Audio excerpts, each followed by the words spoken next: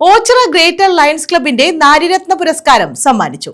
Thazhava Manappally Kannaki ശാന്തിതീരം secretary Jayashree അമ്പാടിക്കാണ് പുരസ്കാരം സമ്മാനിച്ചത്. ജീവകാരുണ്യ മേഖലയിൽ വ്യക്തിമുദ്ര പതിപ്പിക്കുന്ന സ്ത്രീകൾക്കാണ് പുരസ്കാരം. ഓച്ചിറ ഗ്രേറ്റർ ലയൺസ് ക്ലബിന്റെ നാരീരത്ന പുരസ്കാരമാണ് തഴവ മണപ്പള്ളി കണ്ണകി ശാന്തിതീരം സെക്രട്ടറി ജയശ്രീ അമ്പാടിക്ക് സമ്മാനിച്ചത്. CR മഹേഷ് MLA ആണ് പുരസ്കാരം നൽകിയത്. അങ്ങനെയുള്ള ഒരു സ്ത്രീ ഇങ്ങനെ ഒരു അമ്മയിൽ നിന്നും ഇപ്പോൾ നൂറുകണക്കിന് അമ്മമാരിലേക്ക് എത്തിയ ഒരു മഹാസംരംഭം.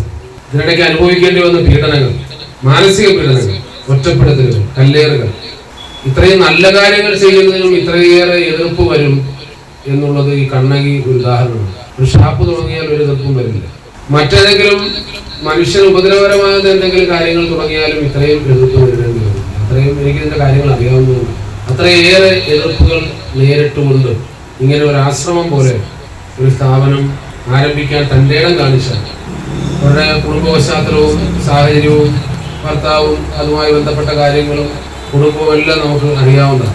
ആ പരിമിതമായ സാഹചര്യങ്ങളിൽ നിന്നുകൊണ്ട് കലയെ ചേർത്ത് പിടിച്ചുകൊണ്ട് 4 നൂറ്റാണ്ട് കാലം നാടകത്തിലും 35ഓളം സീരിയലുകളിലും 5ഓളം സിനിമകളിലും പിന്നെ നിരവധി ഷോർട്ട് ഫിലിം ഉൾപ്പെടെയുള്ള കാര്യങ്ങളിലും അഭിനയിച്ച് നല്ലൊരു കലാകാരിയായി മാറിയ ശ്രീ.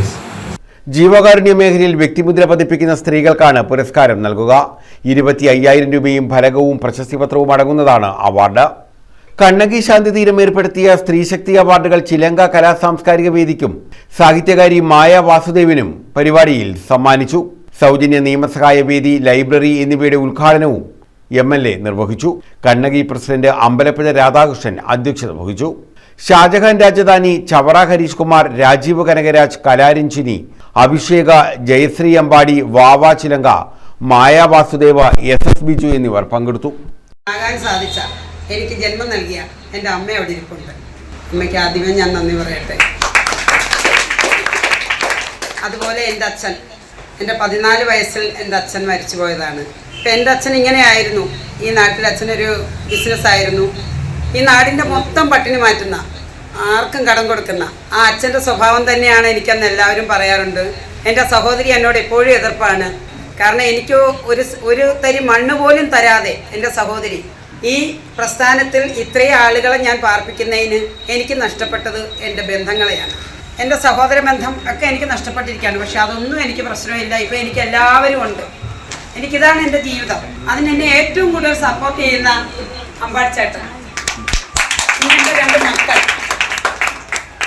ഇവരൊക്കെ എനിക്ക് താങ്ങായിട്ടുള്ളപ്പം പിന്നെ എന്തിനാണ് ഞാൻ പേടിക്കുന്നത്? പിന്നെ ഇതായിരിക്കുന്ന എൻ്റെ ഇത്രയും ധൈര്യം നൽകുന്ന ഇത്രയും ആൾക്കാർ എന്നോടൊപ്പം ഉണ്ട്. പിന്നെ ഏറ്റവും വലിയ ബലമെന്ന് പറയുന്നത് എൻ്റെ അച്ഛനമ്മമാരാണ്. ഞാൻ ഒരു അമ്പലത്തിലും പോകേണ്ട, ഒരു പൂജയും നടത്തേണ്ട, ഒന്നും വേണ്ട. എല്ലാ ദൈവങ്ങളും ഇവിടെ തന്നെയുണ്ട്. News bureau, Thazhava.